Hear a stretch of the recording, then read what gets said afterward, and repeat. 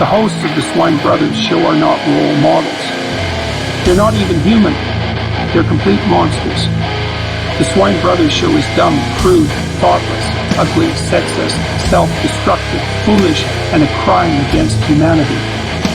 Some of the things they do would cause a person to get hurt, expelled, arrested, possibly deported. The fact they blatantly ripped this off from another source should be an indicator of their shameless depravity. This extreme in bad taste will offend anyone with a working brain, so listener discretion is advised. If you're still here, welcome to the sewer of the internet.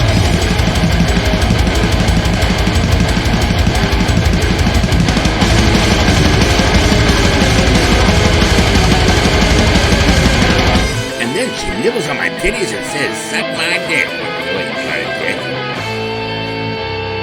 Hello and welcome to the Swine Brothers Show. This is episode 207, and they said it wouldn't last 7 episodes. You can contact the show you can email us at cosmicgodsdie@gmail.com. You can contact Jim on Facebook. Thank you for banning me from Facebook. At Swine Brothers, facebook.com/SwineBro666 and Twitter SwineBro666. And you can join our Discord, the Swine Metal Cult. Links are everywhere, and if they don't work, let me know and I'll send you another link. Discord invites have been kind of weird. I am your host, Elliot Lindemood, and my co-host is as always. And also like, comment, subscribe, and share. Yes, like, comment, subscribe, and share. I am the Jim, the seeing eye mutant that does the things that require eyeballs, for his do not work. Fucking blind. You know what? One of these days, I want to get a pitch shifter for my musical projects. And one of these days, I'm going to record a pitched down version of the intro. The hosts of the Swine Brothers Show are not role models. It'll be funny. Anyway, I found your heritage, by the way. I found out exactly where you came from. Your entire family tree, dating centuries back. Before we get started, I just have to say that I found a new energy drink brand at the Nitro Rallycross race at Glen Helen, a Shock Energy. It's very tasty, and I will enjoy a sip now. I'm not being paid or anything, although some free energy drinks would be appreciated. I don't know if they'd want to invest in us, scum. Because everyone's like, oh my god, we're yuppies. We can't fucking have fun. But like I said, I found your fucking family tree. I know where you come from. Yes, your family tree. You found my family tree. Yes. Where do I come from? Today, I'm going to be creating the most inbred people ever and installing them as the leaders of the known world. Hello, What? You sure this isn't your family tree? No, this is yours. Come on. We had to get those in superior genetics. All inbred so you could be blind. Fuck off. Ends from around the globe. Today, we're going to be playing Crusader Kings 3, which most of you probably know as a medieval realm simulator, but most of you would be wrong. CK3 is actually an incest simulator that happens to have some realm management mechanics within it, just by coincidence. You hear that? It's an incest simulator. That's inbreed people. The worst part is there's a story idea here, but anyway, let's move on. I'm not saying shit. The goal today is simple, just like my future heirs. I want to earn the coveted decision, the dynasty of many crowns, by having 10 of my dynasty members as independent kings across the planet. The catch? Well, I'll only ever be reproducing using Habsburg levels of incest, essentially turning my family tree into a family wheel. And if I have literally any skill at all, a family tumbleweed. Good. See, you should have been extinct, but no, you became kings. You was kings! The most inbred of them all. A family tumbleweed. Mm-hmm. You can only inbreed so far before the genetics just go. Yeah. And then you get. So to answer the. And then I get what? And then you get the Thompsons. Yeah, probably. That's probably what happens, you know.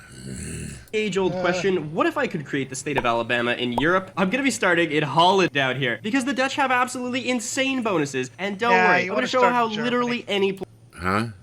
Now you want to start in Germany. There's parts of Germany which are basically Alabama. Sweet Alabama, banjo on my knee. And Come any and of fuck German. my mother, daughter, sister, Well, actually, cousin, tree. I wonder if actually if you're from Germany, you're not watching this live because of actually, well, that was an old thing. Germans couldn't watch YouTube videos live because of copyright issues. So, but if you're from Germany, I'm not sorry. Admit it. There are some parts of the Oh, there are some parts of your before I country forget, that is, this is from the Ottawa Welshman. If you want to watch any of his other gameplay videos or some bullshit. I just And, found this one fascinating. also you should, you know, visit the channels that we Yeah. mention here, and enjoy the original and see if they have anything else that's up your alley. Yeah. So let's get back to my long form joke. player can abuse these. So to start, we'll be playing as Jarl Stefania. Now, you might notice she's quite beautiful, but we'll be changing that pretty soon. I should note I did steal her DNA from this subreddit here, which, if you don't know, pretty much only has female characters on it. I wonder why. Okay. He's gone to the show nudity button. So one of the first things you'll notice about her, though, is that she doesn't have a family. But don't worry about the fact we don't have family members to marry, because we could just make some. Good lord. So first things first. Yeah, you know, if you want to fuck family and you don't have one, well, you just gotta make one. That makes perfect sense. Alright, I got a husband, fucked him, had a kid, now I divorced him and fucked a kid. There we go. Now we just started on our journey. From completely clear genetics to, dear God, what am I doing with my life? This is gonna end well. Yes. Only in the best way possible. And looking for a husband, I found this dude. He is good and homely. He's a little bit of a looker, this man. Now, this is going to be the only marriage where we're not inbred since we don't have a family. So, this guy looks perfect. And it's going to be a matrilineal marriage so that any kids we have stay within our house and our legacy will live on. Beautiful. Now, naturally, with my brand new husband here, I gotta go ahead and get a kid out of him. I'm gonna go ahead and seduce him. There's an 80% chance he becomes our lover, which will hopefully lead to me becoming pregnant. Okay, so while we're working on pumping out some ugly-ass kids, the next thing we need to do is worry about gaining strength and power. What's known in the community as playing tall. Because if you're new to CK3, I'll let you in on a little secret. Your neighbors are almost always trying to declare war on you and kill you. Yes. That sounds like actually a fun game to play straight. Yeah, it does. And I'd be fucking with it all the while. Oh, you think you want to kill me? Fine, I'll find a new way. I want my neighbors to declare war on I'll me. butt fuck the Pope. Jim, you got arrested for that. You fucked the Pope up his ass with a giant sword. We're in 10 minutes and we've already started sodomizing popes. This is going great. And Yeah. I'm not even being sarcastic here. That's If we're trying to install inbred mutants all around the globe here, we're gonna need to be powerful. And in order to do that, the first thing we're gonna have to take a look at is that the Duchy of Holland starts as a vassal to the King of Lotharingia. Now I'm gonna go ahead and actually petition my liege, and I'm gonna see if he will appoint me to his council. I wanna be advising him, and he appointed me as his steward, which is actually sick. And the reason I'm so excited is because when you're somebody's steward, you get increases to your taxes, domain, building construction cost reductions. Oh, it's perfect. That's like... So in other words, you get to tax your peasants to hell and back and force them to do all the work. Good job. it's the American way, or the medieval peasant way. Whatever.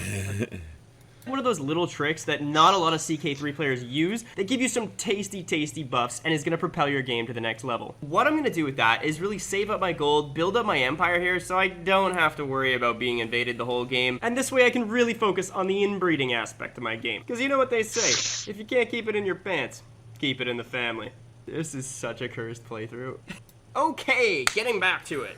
I want to just take a brief second here to explain how I'm going to be building so that if you want to do this yourself, you can. I'm going to be building walls and towers because that increases our taxation. I'm going to be building farms and fields because that's huge in terms of income. And I'm going to be picking up trade ports everywhere because, again, they just give us so much tax and development growth. And as soon as I can, I'm going to be building more holdings over here and just maxing out the buildings. You need to keep this in Good gameplay information.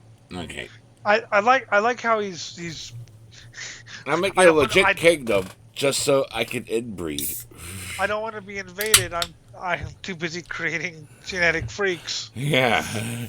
But eventually I'll have to conquer just so I also can install them in 7 different countries.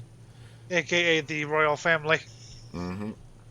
mind later for when we talk about those crazy bonuses to the Dutch. Now, one of the first things I'm gonna be doing is going on a pilgrimage. And I'm gonna be going on a pilgrimage every chance I get within my life. Why am I doing that? Well, I want to max out the amount of piety I get so I can reform my religion. My lovely young ruler here is Catholic. Now, if I know anything about Catholicism, it's that marriage between family members is a little bit of a no-no. Pope Nicholas over here, not a big fan of that. Auctioning off your very young child to a foreign old dirty man to secure diplomatic relations. That's a-okay, that's totally fine. But God forbid you look at your stepsister the wrong way. So we're gonna have to...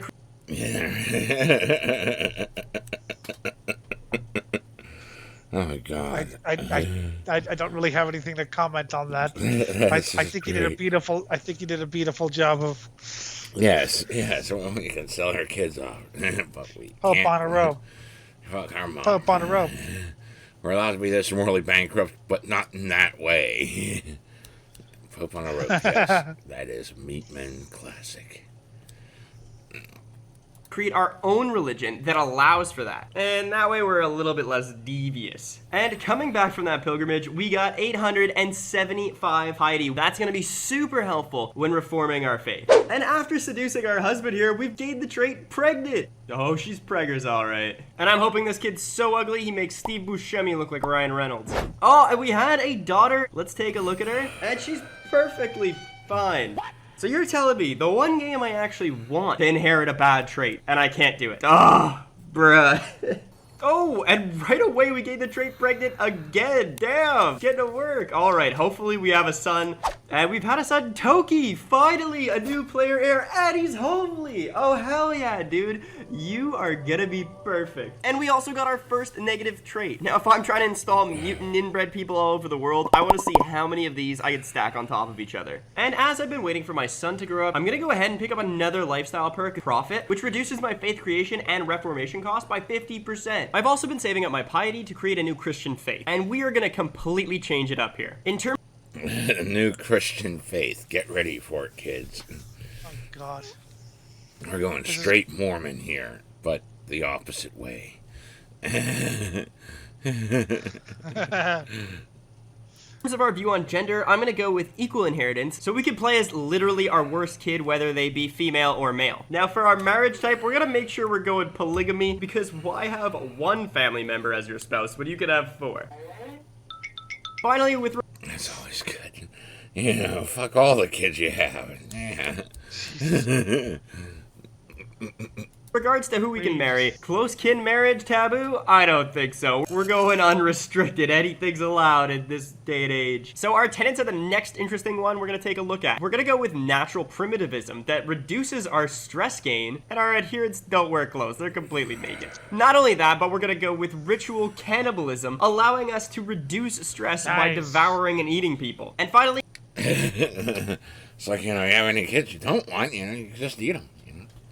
And like whenever you feel like just passing on your family line, they get to consume you to become ruler. I support ritual cannibalism. Mm-hmm. And again, I support all forms of cannibalism. Yay. I'm gonna pick up enduro. Especially if someone does me a favor and eats Jim. Nah.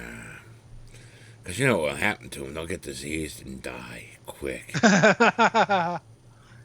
I don't even know how my girlfriend survives. So yeah, but it'll be so worth it.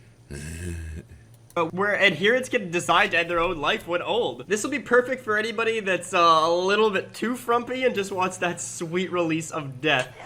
And in terms of a name, I got just the one. We're gonna call it the Sandwich Religion, because all the followers are gonna be inbred. Beautiful, and just like that, the Sandwich Religion has been created. So it's right about now that I'm willing to make a big bet. My wager? A like and subscription on this video. I am willing to bet the thought running through your mind right now is, why is he making a religion of naked polygamous cannibals that want to kill themselves? I'm willing to make this bet because I'm probably right. You're probably a normal person living a normal life. No, all this makes sense to me, you know. Actually, what's going through my mind is, shut the hell up and let's start the inbreeding. Let's start the inbreeding, yes. So maybe I'm not a normal person? Yes, but you see, you know, inbred cannibals, you know, makes sense to me. I mean, that's just how you play it, man. That's your religion. That's the natural way. Wait. And they can, and like whenever they get so old that the mutant effects of their inbreeding just take too heavy a toll, they can off themselves and be consumed by their offspring. Wait, Jim. That's how you play it? You mean that's not how it is in real life? Jim, I'll be right back. I've gotta.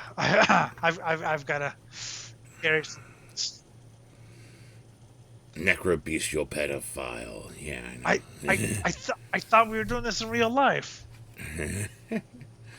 I know, but Guar.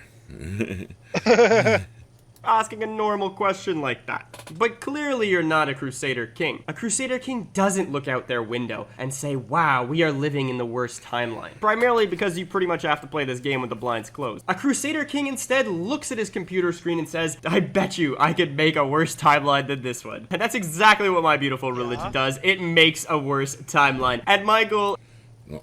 Like, that's not the goal of life. You know, every kid does it. You know, they always make everything worse. I want the worst They time. fixed 2 problems, break 13 others. My generation did it. Your generation did it. The next ones to come along will do it. Like every generation just keeps making it worse. Why would you want to play games straight through? I mean, yeah, this seems like an interesting game to play straight, but I mean, the option's there. Why wouldn't you want to just make it worse and worse and worse and worse? I should just pillage the entire lands and then start consuming different religions that don't exist. I mean, if you the just option created 13 more and created a civil war in your country, because now no one knows which religion you want to follow. Yeah, but I mean, like I said, the option's there. Why not take it? Oh, I want to play straight through. Yeah, I don't want to take any chance. I mean, yeah, playing straight through would probably be fun once, but you know, like I said, this option's right there. I mean, Staring you in the face. You know, whenever I play Kingmaker, man, I've gone through that game so many times, just trying to fuck with the country and different options, just to see what the hell I could do.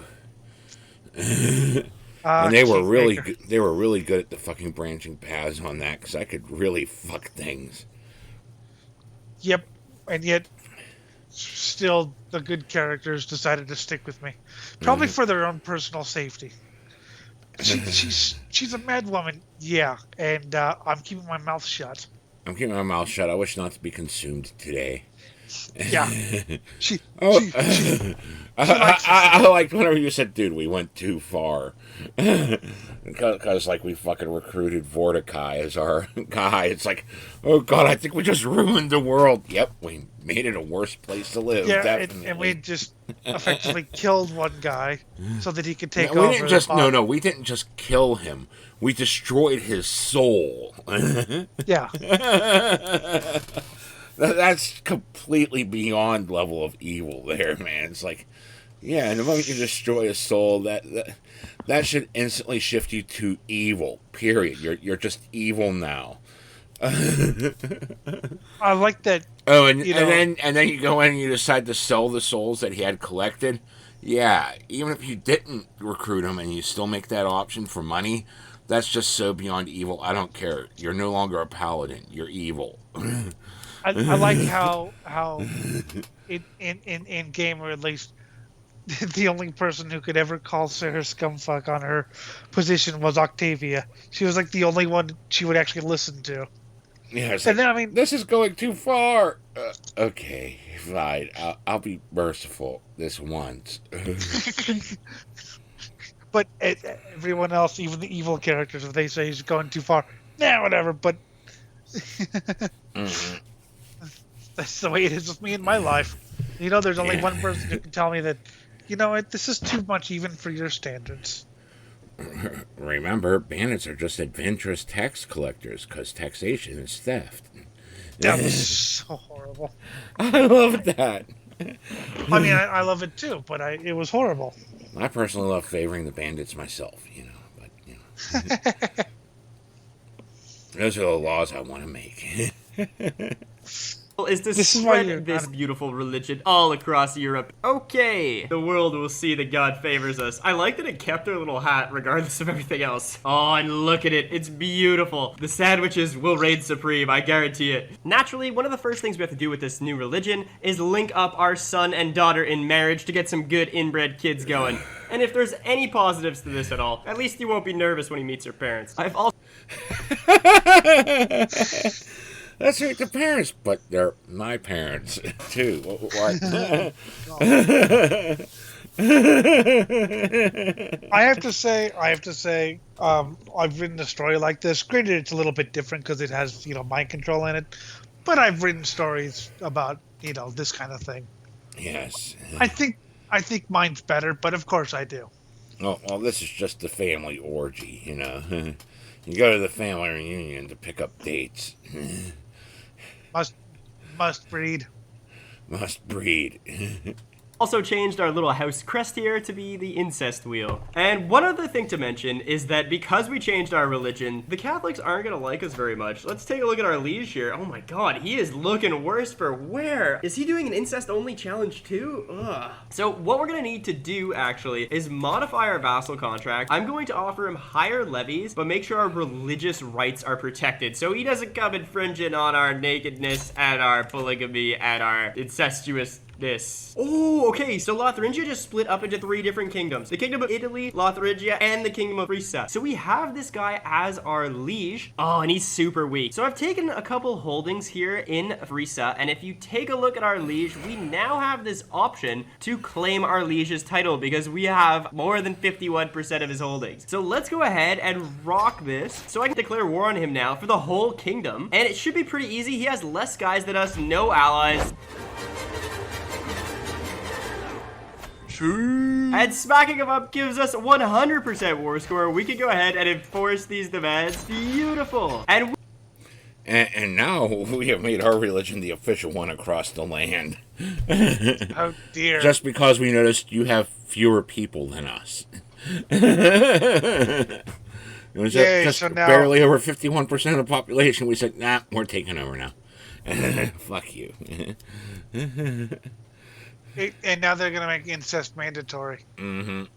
We are now the Queen of Frisia. And now that we are the Queen of Frisia, I think it's only right that we convert to the local culture here and become Dutch. And we lost our little hat, but it's all good. And remember I said the Dutch culture was overpowered? Well, here's why. They have 4 perks that all favor building tall and stewardship. The most important of which are poldlers, which increases the construction speed of coastal holdings. Not only that, but they have maritime mercantilism, which give you coastal holdings that provide plus 10% tax. So essentially, to abuse this, all you have to do is just build every holding along the coast here and max out the buildings. You can build the building super quick, and that'll turn around and give you more revenue, which you can use to build more buildings. It's perfect. So, you know what? We're 78 years... So we're going to spread inbreeding across the seas through mercantilism.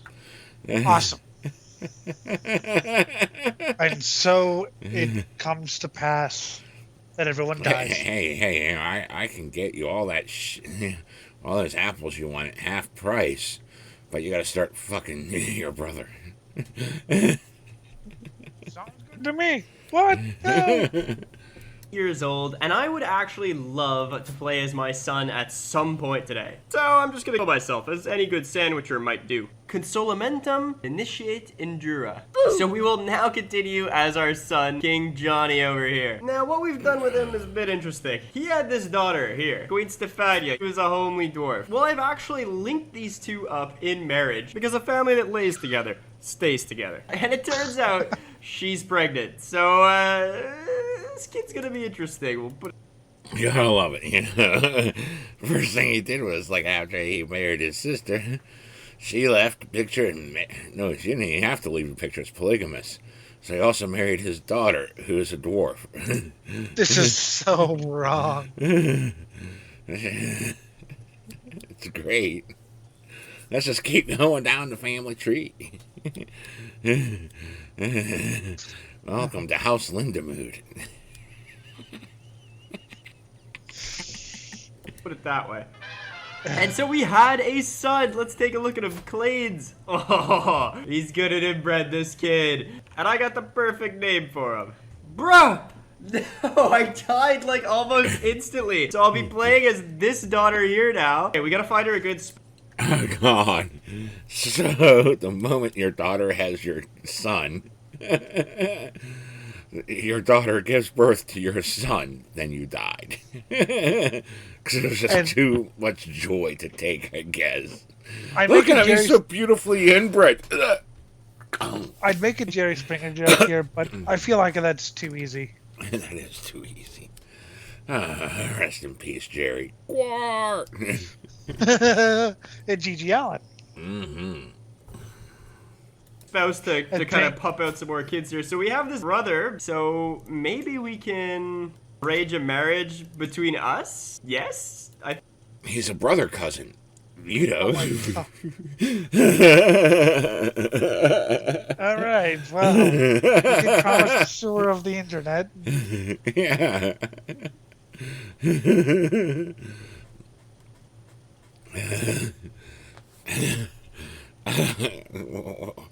But we're looking for like brother, nephew, cousin. As it should be. So he's now King Benjamin Chowdhury, or Ben Chode for short. Our brother, husband, cousin, brother-in-law, king and knight. That's pretty good. So we've also saved up a bunch of renown, so we can go ahead and pick up our first dynasty legacy. Wait, so he's also a brother-in-law? That means he's already married to one of your siblings. Do you remember last week? Sadly, we didn't record it because Jim's an idiot. But last week, I ate a couple gummies and we watched some things. Do you remember last week, Jim, where I said I've just given up trying to understand it? Yeah. That's where I am now. That's great. You shouldn't. You just roll with it. This is your family tree we're talking about. This is your heritage. You should. I maintain that this is your heritage. I am normal. Well, I'd be proud of it if it was my heritage, but, you know, unfortunately it's not. See, I'm gonna go up this kin tree because, well, this tree gives us boost to our whole family. It gives us increase to our fertility. Let's go ahead and pick up Bounteous Lloyds. And just take a look at our religion. As you can see, the Sandwichers are slowly creeping outside of our borders. How far will they go? There's no telling. Alright, and we've died, so we'll be playing as our son, King Johnny II. So King Johnny over here is married to his half-sister. She is getting a little bit older, so our chance of having children, that's pretty much out the window. Half-sister, niece, and cousin. By the way, Jim, I'm not blind because of inbreeding. I'm blind because when I was born, the first thing I saw was your face. That's a likely possibility, yes. I don't know how that makes sense because I was born in California and you're all the way out there. But let's just, I saw your face and my eyes just went, nope, fuck this. Fuck this. Yep, that's not an uncommon reaction to my face. It isn't. Anyways. Window. So I'm gonna go ahead and divorce her, and then I'm gonna get a couple wives going. I have all these daughters here. I only have daughters. So in order to keep my line going... Wait, he can fuck all his daughters. It's polygamy. He's got four daughters. May as well fuck them all, yeah? If you're going inbred, may as well. We're beyond hope here. We're beyond sanity. Yeah, it's beyond hope and sanity. Pretty much have to marry all of them and hope that I get more kids with them. So I'm gonna go for my daughter, niece, and cousin over here. And in terms of secondary spouses, I'm gonna do the same thing with my other daughters. Now, in terms of my lifestyle, it looks like he's already gone up stewardship and he's already got architect, which is sick. This is one of the best trees. Cutting cornerstones gives you reductions to building construction costs, and architect gives you even more reduction. This is ideal for playing tall, so I'm gonna spend this whole life just building up my realm. But because he's already unlocked all all those, this will allow me to go down the intrigue tree. And for this, I'm gonna pick up the temptation focus, which increases my fertility, increases my attraction. Not only that, but if I hit subtle desire, this removes the incestuous penalty from any seduction schemes. And if anybody needs it, it's this bad. Oh my god. Now our family... So now, you know, people aren't disgusted by the fact that you're the product of incest and want to commit incest. This is what happens when we don't really have anything that pissed us off. We watch incest videos. So, if you'd like to email us stuff that pisses us off, we'd appreciate it. Maybe. This is too good. Just look at the straight line forming. It's no longer a family tree. It's just a straight line straight to hell. There is no hope here. Tree may look wide, but if you take a look at the people that are in multiple spots based on the highlighting, literally everybody's the same person. And we've had another daughter, Isabel, who's also a little bit inbred. And we also had a son, little Arnold, also a little bit inbred. How about that? That one works? Okay, I just got this pop-up. Is there ever too much of a good thing? Some days I feel as if my spare time is nothing but walking in the garden with my first daughter here, going on hunts with my second daughter here, and suffering through endless arguments with my third daughter here. How long can it go on like this? These women will be the end of me. Okay, so I can let each of them go as my lovers individually, or it might break me, but what's life without love, dirty old bastard? But what's life without love and fucking your daughters? To create the perfect royal bloodline. So horrible. Let's get some more of those mutant genetics going. Come on, baby. Oh no, and I've died! Died under mysterious circumstances. Somebody murdered me. Oh no. So now... Someone murdered him for not divorcing his daughters. Who are also cousin nieces. We'll be playing as Queen Zoiti. Now, if you take a quick peek at her, she is phenomenal. She's possessed, she's a dwarf, she's got club feet, and she's got a bunch of sons, all named John. Our anti-eugenics program is coming along splendidly, which I'm not sure if I should be really happy about or completely weirded out. So now we gotta find a good husband. So for the time being, I found this young lad, our cousin. He's a good dwarf, and he's got the Midas touch. He's actually pretty sick, not gonna lie. Let's go ahead and send that off, and our kids will be club-footed dwarven people. Perfect. Okay, so the year is 1026, and I've been super busy. I've had 11 children. Now, a couple of these died from, you know, complications due... What? That is being super busy. Yeah, 11 kids. Come on, you gotta fuck. Due to inbreeding, more than a couple. You see, when trying to make a dynasty so confusing, it will cause somebody to fail a history exam 1,000 years down the line. You're gonna lose a couple people to inbreeding. Gonna happen. But you can't let that dissuade you. You gotta pick yourself up, dust yourself off, stick out your oversized chin, and make googly eyes at the closest relative of the opposite sex. Oh my god. What am I saying? Thank god. Good. This should all be taken out of context here. So tell me, where's your brain at now? Hello? Where'd you go? What? Nowhere, I'm right here. I asked you, where's your brain now? And that's the answer I'm giving. Okay. God, I have my VPN turned on. But I've pretty much disinherited everybody up until this son right here. Prince Little John the Slightly Mutated. Good lad. He's a dwarf, he's club-footed, he's gonna be perfect for us. Look at this kid, he literally fits perfect into this family. Alright, so it's many years later. I'm now playing as Lil John, and we need to find a good wife. So I've had this daughter here, about 22 years ago. Princess Anna Lil... I like that. It's just like, so I had this daughter here for like, you know... a decade or two, you know, it's time to break her in, you know. I just run around naked all the time. Why not? Little John Slightly Mutated Doctor. So I'm gonna go ahead and send her a proposal to be married. Now, in order to get a good kid out of her, I'm just going to go ahead and seduce her, which is made a little bit more difficult specifically for our dynasty because we don't allow things like doggy style. Ew. Well, because you don't turn your back on family. Yeah, boy. And we're currently making 46 gold per turn. You don't turn your back on family. It's all missionary from here on out. Well, I will have my revenge, Jimothy. I know. All of our buildings are pretty much maxed out. Another thing I'm going to do, because we have so much money per month, I'm just going to beef up my army. And with a bigger army comes the ability to do a lot more things. So just hang tight for that. Bruh, and our daughter is pregnant with young Hugo here. He's a wheezing dwarf. Oh my days, you love to see it. Just look at this kid. He's gonna be named after a good ancestor. I want to be reforming our Dutch culture. The tradition I want to add is by the sword, which will let us declare an unlimited number of kingdom level holy wars. This is going to allow us to make this. Oh God, kingdom. You're going to work kingdoms over religion because they're not inbreeding enough. That makes sense to me. You're not inbreeding enough. This is a holy war. You must inbreed. No. In fact, I think I wrote a story about that. Although, again, it involved more mind control. But yeah, they were basically started a inbred breeding cult, and they went to war with other towns because they wanted to subsume them into the cult, basically. And it was horrible. And the original author, because they had the idea, and then I kind of, ran with it or whatever.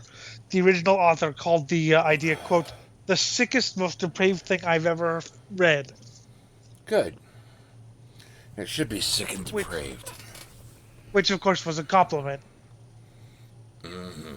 The sandwicher religion, one of the best and brightest in the entire world. So I've already gone ahead and disinherited all these people. Perfect. Now our heir is Prince Johnny the Wonderful. Look at this boy. Look at him. Would you not want to play as this kid? He looks good. And there we go. We're dead as a doornail. We'll be playing as our son, King Lil Johnny over here. The absolute bad lad. Now, next up, in order to spread our genes far and wide, I need to start securing some claims places. And to do that, I'm gonna look to the smallest kingdoms around. So probably the smallest kingdom near me is Wales. I'm gonna start by just fabricating a claim down here so that we could actually get onto the island. And then we can holy war for the kingdom and install one of our mutant family members. Okay, so we've got a claim over here in Wales. We'll see it done. They only have 4,000 guys. Should be a pretty easy clap.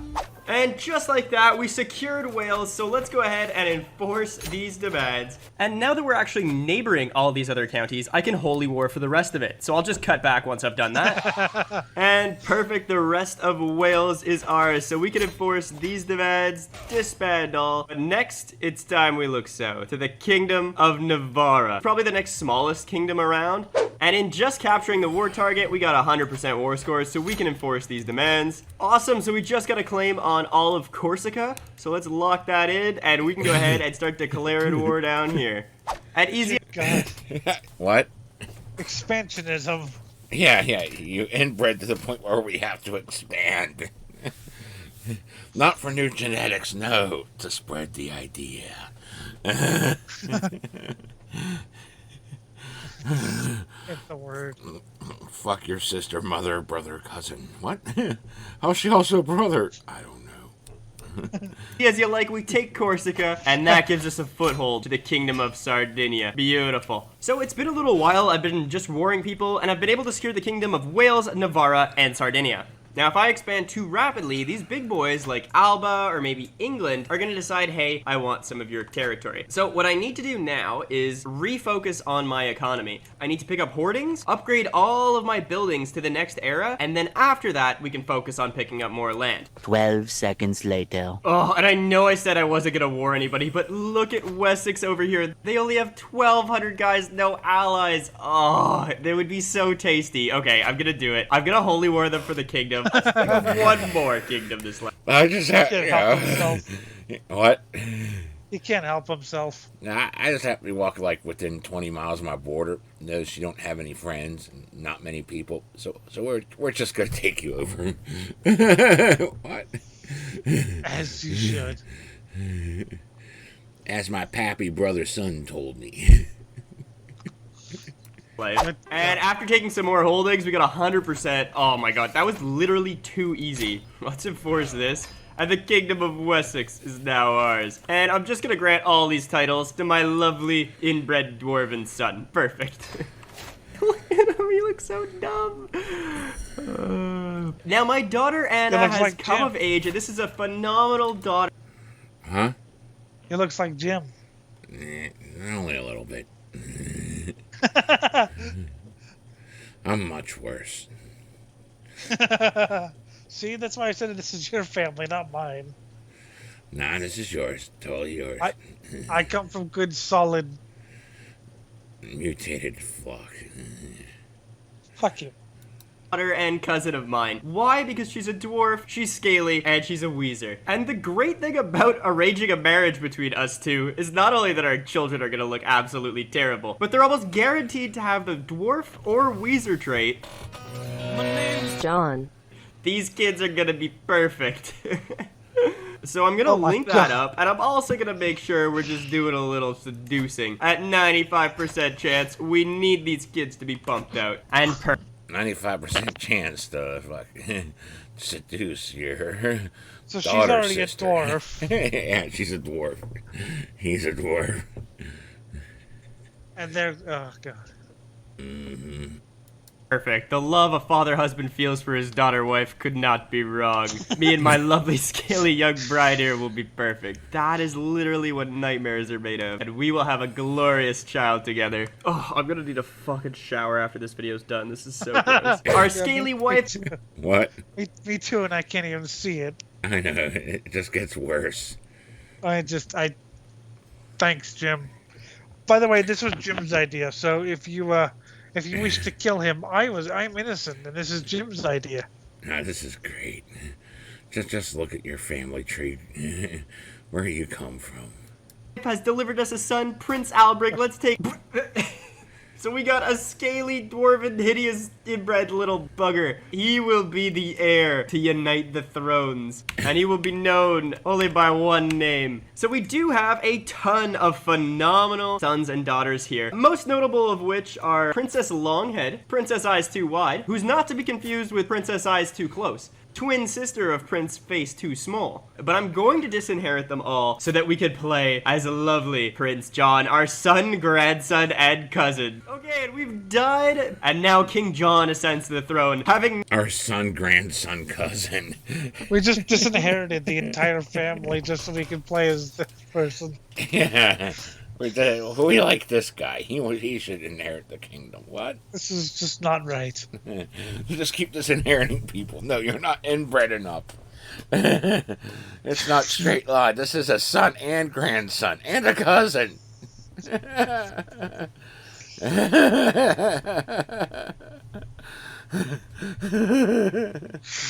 is like So like his daughter was his sister. This is the child. This is basically Elon Musk's family.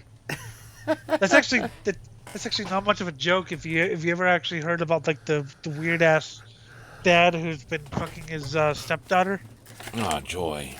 and just had another kid. Yeah. So pretty much this is Musk's family. So this family's gonna take over Twitter at some point and make it even more idiotic. I got lots of porn. I'm not complaining. no skills with which to keep the realm together. His rule may be doomed to fail. Kid looks like this. You think the realm's gonna fail? I don't think so. Now, as you can see, most people actually hate me because...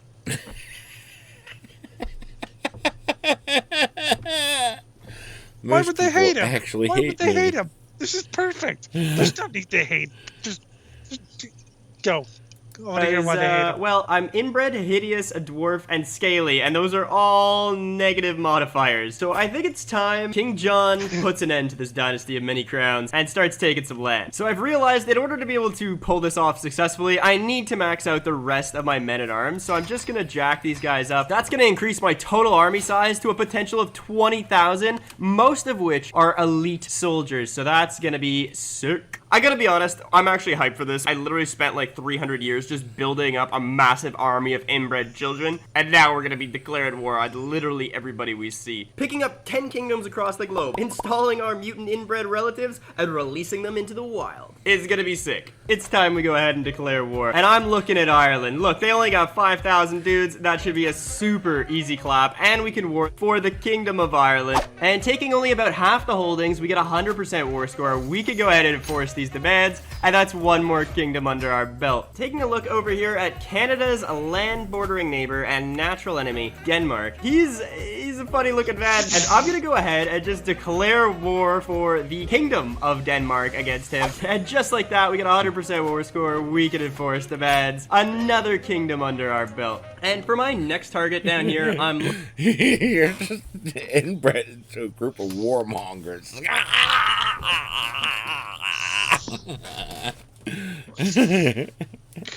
You're so inbred, you can't do anything but wage war. It's on your brain. So you have a bunch of like deformed freaks coming at you with guns and shit. Yeah. I don't know if they develop gunpowder at this point, but yeah, something like that.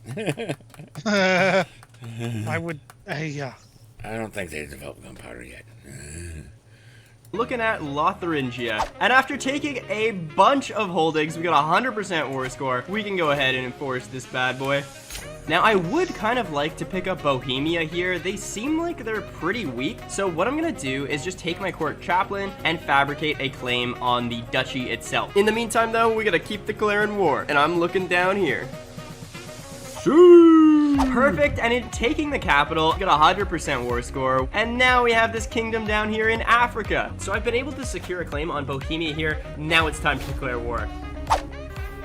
And in taking the capital, that's enough to win this bad boy. We currently have 9 kingdoms: Bohemia, Denmark, Lotharingia, Wessex, Wales, Ireland, Navarra, Sardinia, and Tahert. And in order to fulfill the dynasty of many crowns, we're just missing 1. This is going to be another African kingdom. These guys only have 2,500 dudes.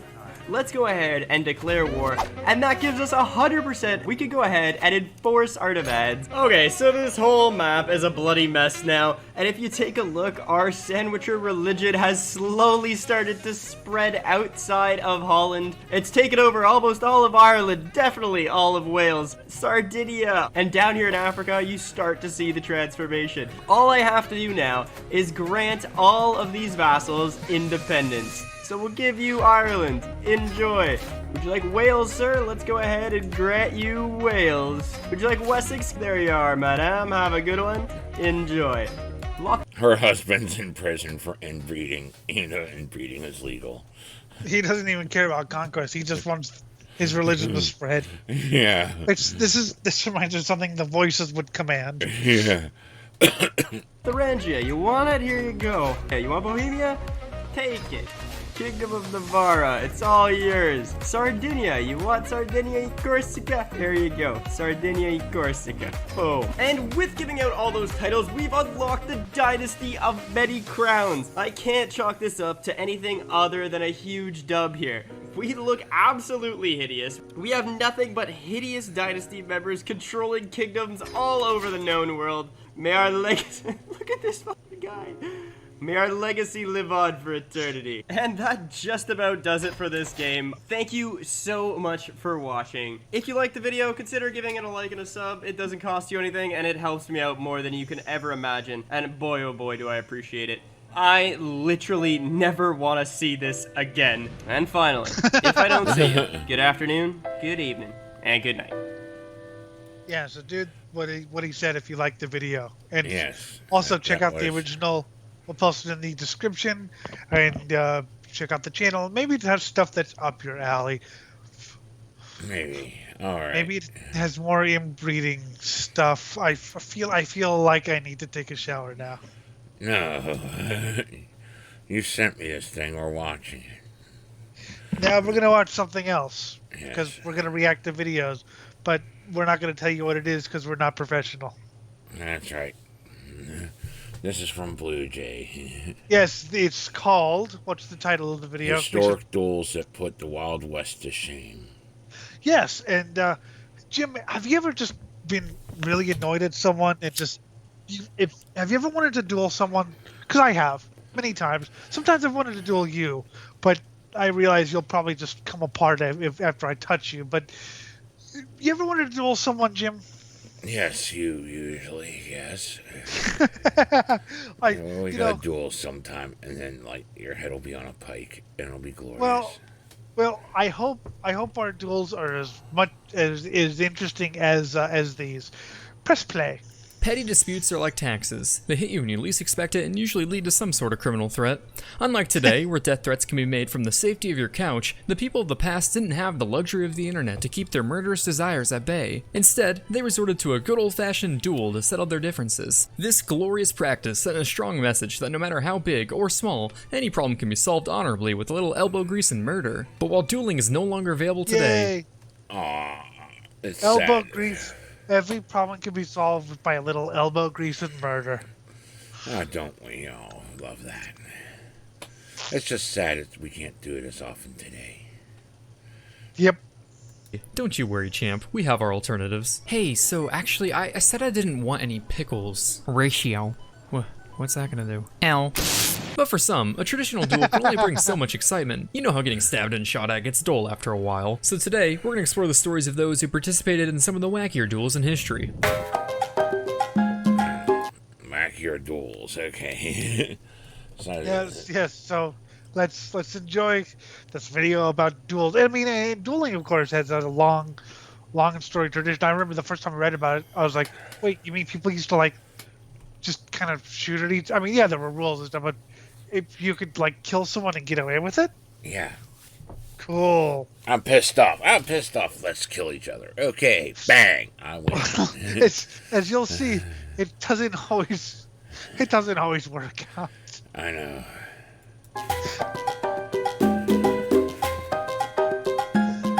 A Patreon, yes. It's well known that the French's two greatest contributions to the world are drinking wine with your pinky out and cartoony murder stories, such as the hot-headed man who headed the headhunt after beheading the head of state while heedlessly spearheading his headless demise. But reigns of terror aside, the French are legendary for their...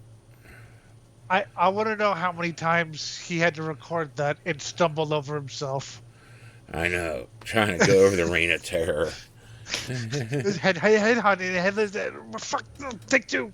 Head hunt. Oh fuck, take three. Yes, all talking about Robespierre. Such a man. Yep. That's French Revolution. That's exactly what we got going here. Yeah. He was an interesting character, but weren't they all? Yeah, until everyone turned against him, then he died. Then they turned against the party that was in control, and they died. So like after they beheaded everyone in a mass swath of paranoia, they themselves were beheaded in a mass swath of paranoia. We watched a video about the French Revolution last Saturday, and then I vomited. Mm-hmm. Not related, but kind of funny. Anyway. All over yourself. Yes, I know. Fuck off. You told me you were naked running around because it was all over everything. I was not naked. Use of duels to settle their disagreements.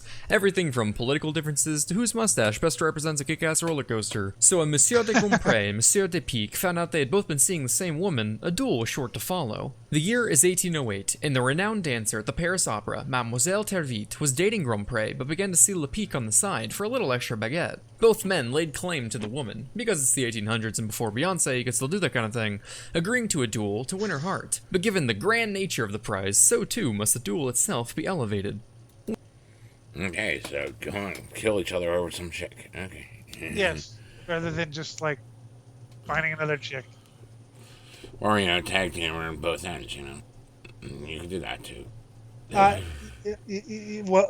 Yeah. This is France, come on. Literally. Oh, if it is the woman you want, Monsieur de Pique, a duel you must have. May the 3rd, the crack of dawn, we duel. You're on, Monsieur. Oh putain, I have a balloon race that day. We will make it work. It was decided that the only way to settle the dispute was with a duel in gas balloons. Why must the men fight to the death thousands of feet above Paris? No clue. Maybe they thought the Fire Nation had the right idea. But if anything, we can thank the French for pioneering the steampunk genre. The idea was to take a month to build... Pioneering the steampunk genre. I love Blue Jay. Yeah. identical gas balloons ascend into the air and take turns firing at each other's balloons with a blunderbuss, a predecessor to the modern shotgun. On May the 3rd, 1808, as crowds gathered for what they thought was a balloon race, both men ascended in their balloons with their seconds who were to act as co-pilots. Traditionally, the role of a second is to mediate the duel, as well as attempt to defuse the situation entirely to avoid bloodshed. In this case, on top of their usual duties, the seconds were literally prepared to die if their guy lost. That, or maybe they misinterpreted the term wingman. Say what you will about the French, but they always got Gotta be a wingman, yeah.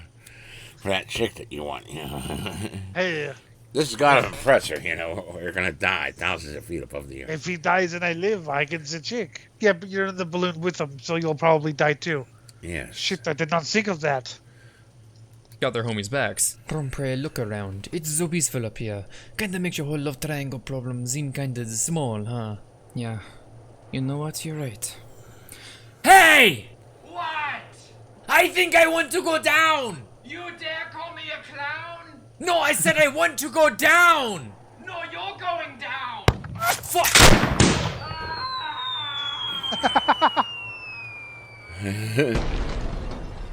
My home! Marie! Marie, are you okay? Well, at least my honor is restored. Dear God, there are body parts everywhere! There are body parts everywhere. That sounds about right, At about half a mile up, a signal was given and the duel commenced. Lepic fired first and miraculously missed the giant balloon. Grompré followed with his shot, which hit its mark, sending Lepic and his second plummeting to the ground, who were then, quote, dashed to pieces on a housetop. That's the quote. A fitting end, because anyone with aim that bad is bound to be a nuisance at urinals and thus deserves to die. It should be noted that the authenticity... Yes. We agree. I love that he's like, that's the quote, okay. of the story is a little questionable. The earliest record of the story that I could find was in a British newspaper a few months after the fact. It's also mentioned in a book by a proclaimed authority on duels. I even went as far as to ask a duelist historian about it, who said while he doesn't necessarily doubt it to be true, he has no reason to be certain it isn't apocryphal. So this story gets filed under, it may not have happened, but the world's more fun believing it did. So anyway, whether or not Grompré actually ended up with Tirvite is unknown, but I like to imagine he realized that if he should love anyone, it's the one willing to put his life on the line so that his bro can get laid. So what could possibly Yeah, right? Yeah, you know? You want to die for me, Cole? Not everyone would Balloon do Tower that. Defense France Edition? That's right, the French again. Back during the French Restoration, there existed a lot of tension between the former soldiers of Napoleon's army and the bright and shiny Royal Guard. And considering the French tend to be quite honest and direct with their thoughts, quarrels are rather expected. Which shouldn't be too surprising. It's such a problem that they literally developed a career dedicated to silence. One such quarrel occurred when Colonel Babier du... The mime. Yeah, I Ninja know. mime. I hate mimes. Ninja mime. You're a ninja mime. Fay trod on the toes of the young Captain Raoul de Vere of the Royal Guard and insulted his cockade. Get your mind out of the gutter, it's a hat ribbon. But apparently in 19th century France, mocking a glorified knot was akin to spitting on an orphan, because Raoul was so insulted that only blood could remedy such a dishonor. He challenged Dufay to a duel, offering up the rapier, sword, or pistol as the weapon of choice, whichever Dufay preferred. This surprised the colonel, who was all like, "Oh shit, so you've mastered all these?" To which Raoul responded, no, I'm 18. Seeing as how Dufay wasn't a fan of Fortnite, he wasn't all that interested in murdering children that day. But as he began to walk away, Raoul placed his hand on the colonel's cheek, which sounds really touching at first, until you realize that's just fancy olden talk for giving him the old airplane treatment. And thus, a duel with rapiers commenced. They faced off in the street, where the more experienced Dufay proceeded to easily disarm Raoul 4 times. Okay, stop. No, down. Put it down, boy. This is pathetic. I'm not an assassin. You have not bested me yet, good sir. Okay, fine. You hell-bent on a fight to the death? You insulted my cockade! Jesus Christ. Okay,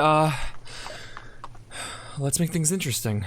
Apparently, 4 consecutive disarms wasn't enough to solidify a victor, so Dufay proposed that they should, and I'm not making this up, tie their left arms together, enter the back of a coach, and stab each other to death with daggers. Because you know what they say, if you can't win with a sword 4 times, try Fast and Furious with knives. This was thought to be the perfect solution, as it would ensure no one could escape. So the seconds took over for the carriage driver, and began driving their pre-routed 2 laps around the Place de Carousel, and if there's anyone I feel most sorry for, it's them.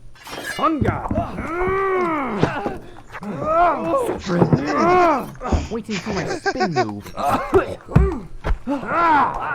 I made this move myself. Not the cocaine.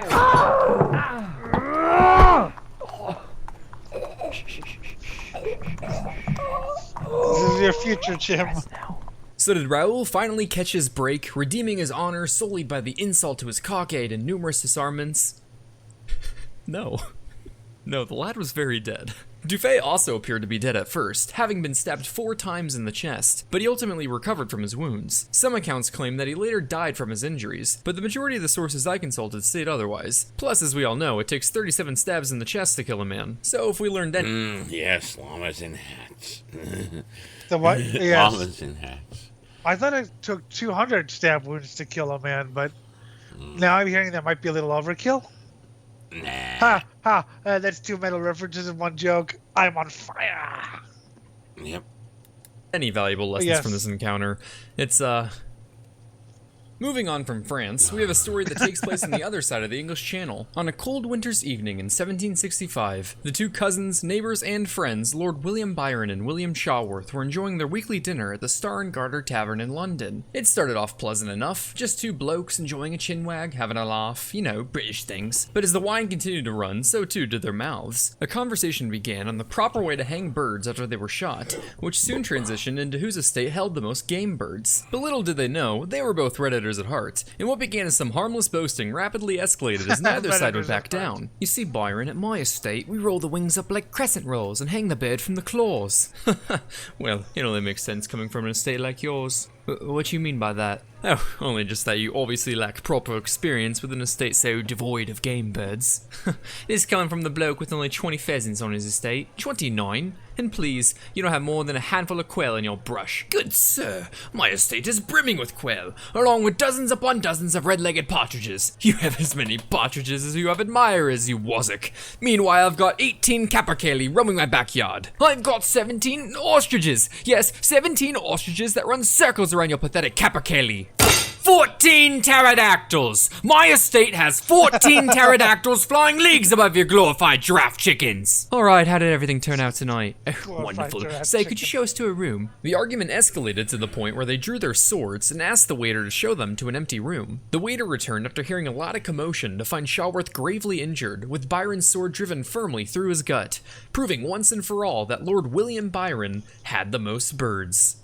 Or something like that. Shaworth lived for a full day before he died, during which he claimed that he only regretted that the room that they dueled in was so dimly lit, and thus caused his defeat. Basically the equivalent of saying, I lost because he had a good gaming chair. After his cousin's death, William— I lost because you had a good gaming chair. I like that the waiter's just like, okay, you guys want to kill each other? Just keep the noise down, you know. Yeah, we got people still trying to eat, yeah. Yeah. William Byron was put on trial for murder before the House of Lords, during which they asked him, are you guilty of the felony of murder? To which he responded, nah fam, and so they found him guilty of manslaughter instead. While normally you expect people to regret their stupid decisions, Byron proudly mounted the sword that slew his friend in his bedchamber, and later would earn the nickname, the Wicked Lord. He ultimately got off with just a small fine, showing that as long as the honor of bird lovers is at stake, and I like that they were friends. Yeah, they were friends, but one had to die. Because of birds. And the guy's only comment was, oh dear, if only the light wasn't so poor, I would have, killed my friend. Yes. Oh well. It's time to lament in hell. Lament in hell. you happen to be a lord, you absolutely can put a price on human life. Oh, hey Life Lesson Leopard, what wisdom do you have for us today? Dwell not on the grievances past, for that which festers blooms with thorns, and those whose minds dwell to the last shall find their doom, this leopard warns. Okay. What, you want money? You want to keep those wings? Jesus, okay, here. I could have taken them. What was that? 10 out of 10 stars.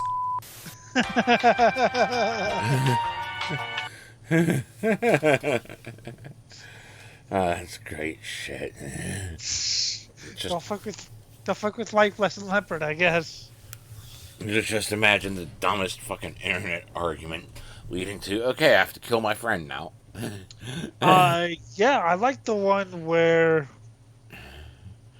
what was it? The the one, the horse track where they started, where they got drunk and started arguing, and they challenged for a duel.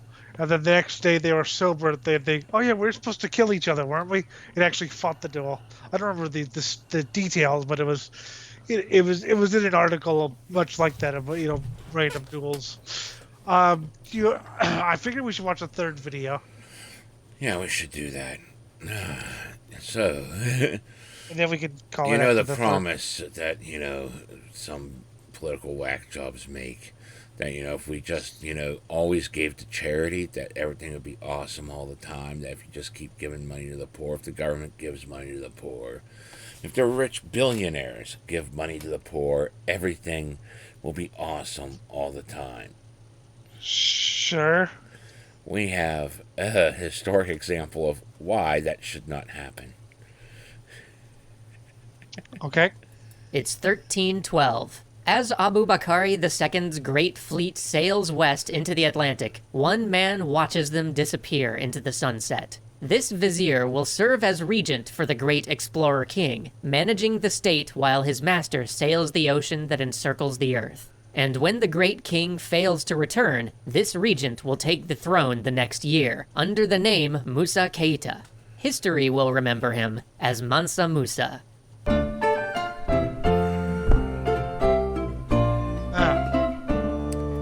This is from Extra History. Oh yeah, I haven't subscribed to them yet. Oh, yeah, you were saying something about Mansa Musa, and I thought you said Manson Loser. Mostly because I was high, and I was, what the hell are you talking? Yeah. Welcome to the world where billionaires giving out their wealth to the poor is a bad idea. Mansa Musa is often remembered for being the richest person in history, and he was, by a wide margin. In fact, his wealth was so inconceivably vast that there is no accurate way of comparing it to modern standards. Jeff Bezos has, like, a fraction of the wealth Mansa Musa possessed.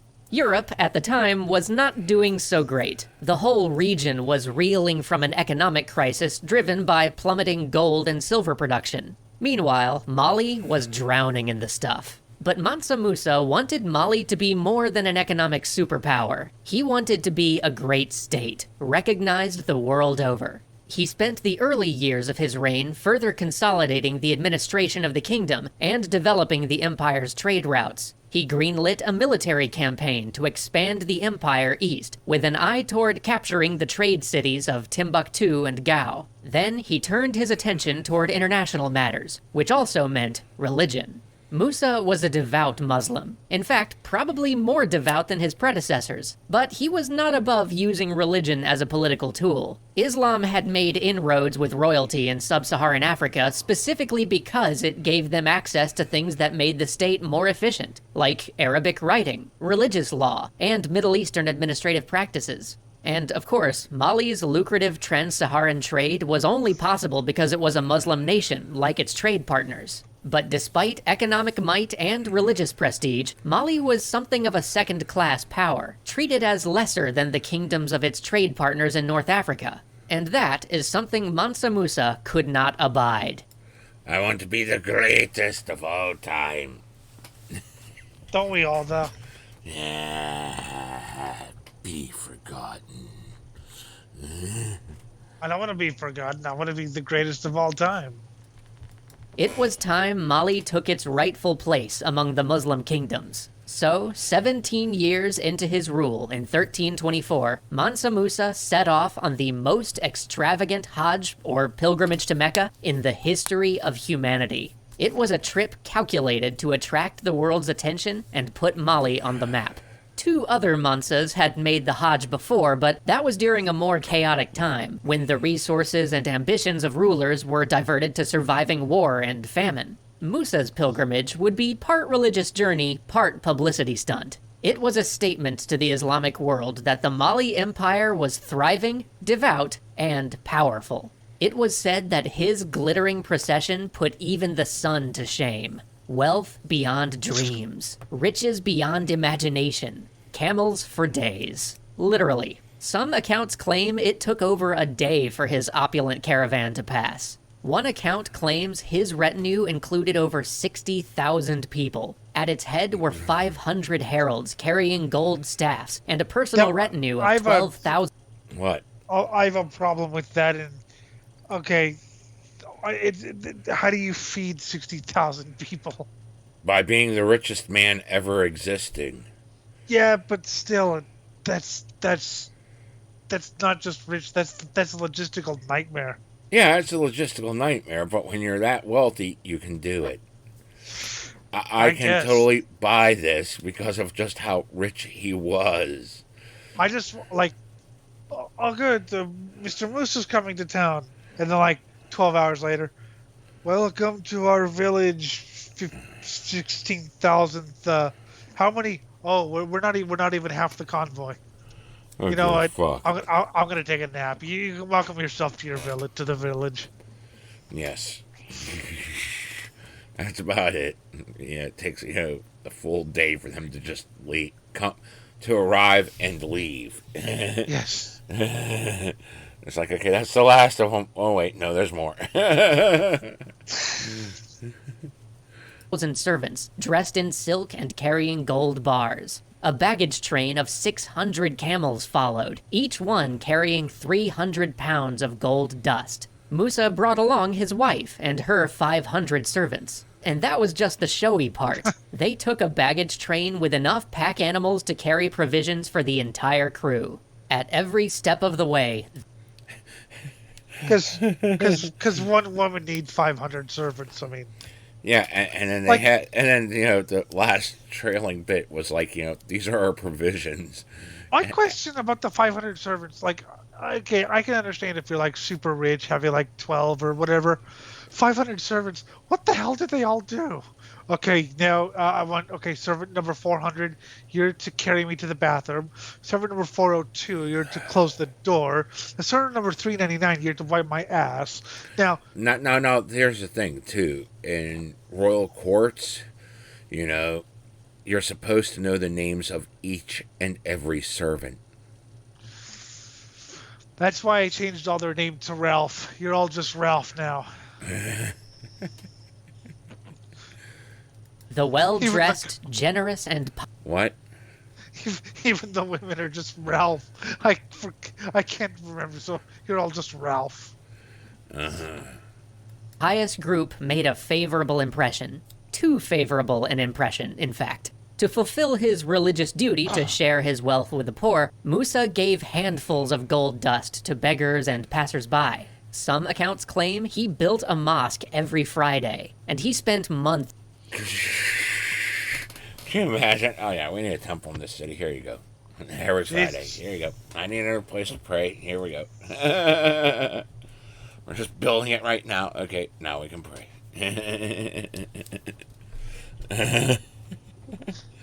Fantastic. In the Cairo bazaars, buying souvenirs at absurdly inflated prices. In fact, the emperor spent and gave away so much gold in Cairo, Medina, and Mecca that he flooded the market, crashing the metal's value. Although Musa attempted to rectify this by, quote, borrowing gold from moneylenders in Cairo at an astronomical interest, the value of gold still took over a decade to recover in the Middle East. Just think about that for a second. Mansa Musa was so rich that he caused a financial crisis by buying too many souvenirs on his religious road trip. And giving money to the poor. And all this other shit that, if they just gave to the poor and shit. Yeah, he collapsed economies doing that. Multiple economies. This is fantastic. Being charitable. Yep. It's like, yay, I'm rich. Yeah, that's worth less than the pre-World War II Deutschmark. But it's gold. It's gold. He made gold that worthless. It's like, fuck. How do you make gold itself that worthless? How? That's just something that's almost beyond conception. Wild. It's a rare earth metal, but he made it worthless. That's pretty wild, yes.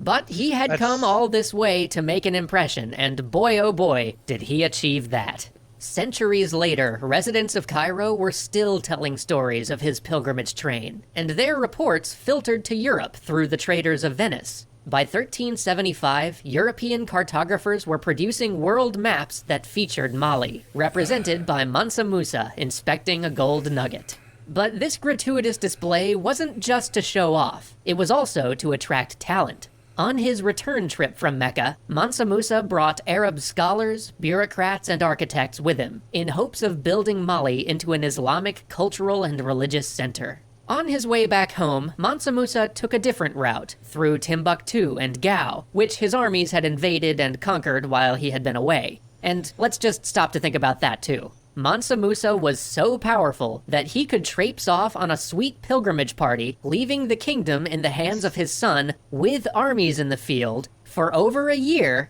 and not get deposed. Historically speaking, that is pretty incredible. Yeah, usually, it's like, oh, yeah. Okay, I got armies. I could just, take you. Okay. And he comes out and he's like, hey, Dad, how's it going? Yeah, I came back for our pilgrimage. It was pretty cool. Well, usually if you're out there crusading or pilgriming or something, or, and you leave someone else in charge, you come back to find that, oh, by the way, we've kind of revolted. Sorry. Yeah. Enjoy your execution. So on his way back, he stopped at these new trading centers, not just to bask in his new conquests, but to assess his new assets. Now, in addition to his Saharan trade centers in the... What? But also to bask in his new conquest. Yeah, well, But they're assets, too, so it's like, let's see what we can do with this shit now that I own them. Victory's so good.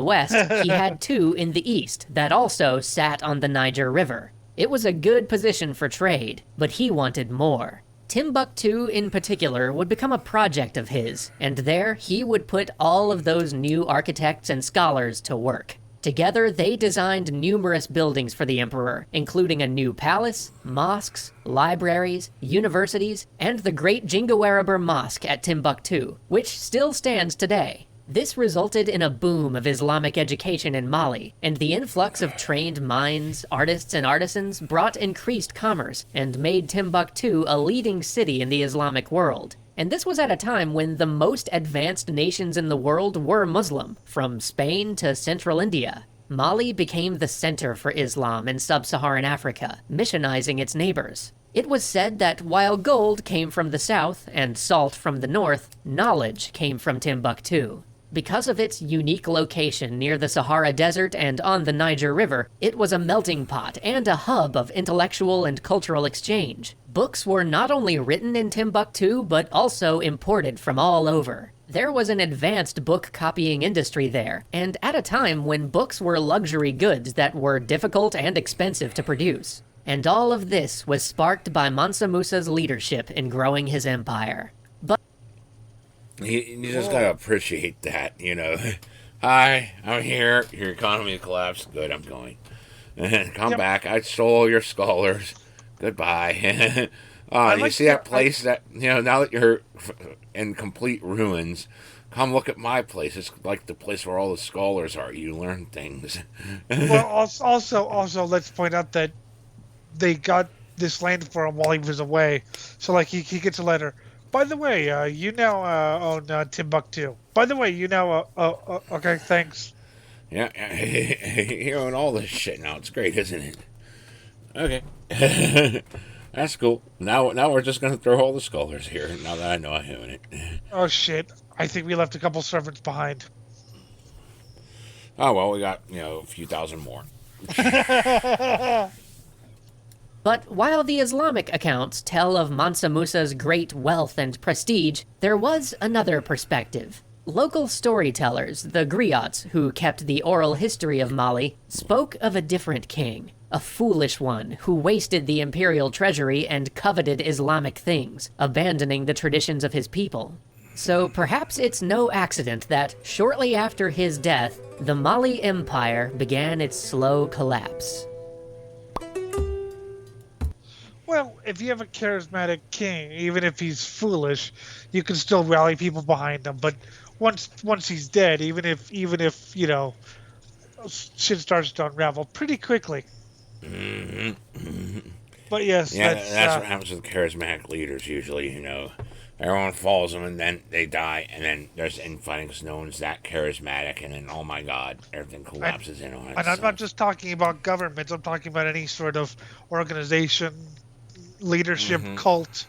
Once you the charismatic leader goes away, it doesn't always die, but a lot of times it'll splinter off into warring factions. Yes. So, I hope you enjoyed those, and like I said, subscribe to all three if you like them, and like I said, explore the channels. Maybe you'll like more. Maybe you'll think, hey, this is almost as good as Swine Brothers. The first one was Ottawa Welshman. The second one was Blue Jay. And the third one was Extra History. And I think they're worth subscribing to and checking out. Yeah. Alright, guys. Let's wrap this one up, shall we? Yep. This has been the Swine Brothers Show, episode 207. Oh boy. Started with incest and ended with incest. You can contact the show at cosmicgodsdie@gmail.com. Facebook is Swine Brothers, Twitter SwineBros666, and follow us on Discord, Swine Metal Cult. For Jim, I'm Elliot. We'll have something new for you. And also like, comment, subscribe, and share. Especially share. We still got self-promotion. And we'll see you next time, folks.